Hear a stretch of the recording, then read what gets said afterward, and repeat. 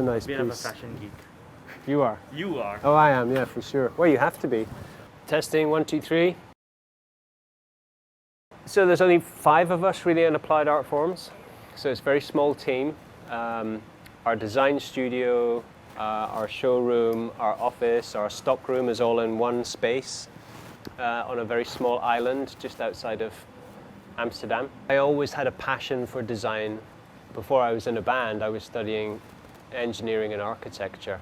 And I think I got to a point in my life where I really wanted to re-engage with those kind of early disciplines.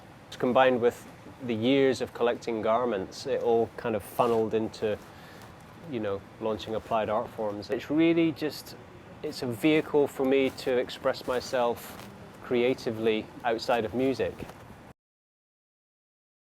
I have a huge archive of workwear and denims, hundreds of pieces, maybe thousands, I've never really counted. All of these garments were kind of talking to me. We are here, we can help you. You know, all of those pieces serve as inspiration for all of the new collections that we make. You can look at all of the details and there'll be some kind of reference point in the archive where everything's come from. This is based on a US Navy 1940s design. It's called a gunner smock. It's true to the vintage. So this label on the back here with the zigzag stitching is a little detailed design that I took from Neil Armstrong's glove from his spacesuit. I don't really follow the fashion weeks so closely. I feel like it's just a slightly different world to where I want to live in the kind of broader sense of fashion. For me, it's about being in the studio, designing. I think of myself as being like a clothes maker rather than a fashion designer. So if I'm really proud of a jacket or a pair of pants that we've made, I want to just keep on making it. I don't really want this to turn into like a huge mega brand. What's important to me is that we make very, very high quality garments. Japanese denim made in Japan. In 100 years' time, this is going to look great. You know, it's going to be worn, it's going to be faded. And so we're always kind of like nerding out on little details like that.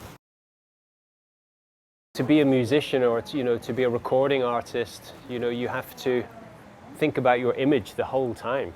You have to spend more time than normal thinking about garments. Pharrell is a very stylish guy. He's always looked great throughout the years. He has a lot of ideas about clothing and how he wants to present himself.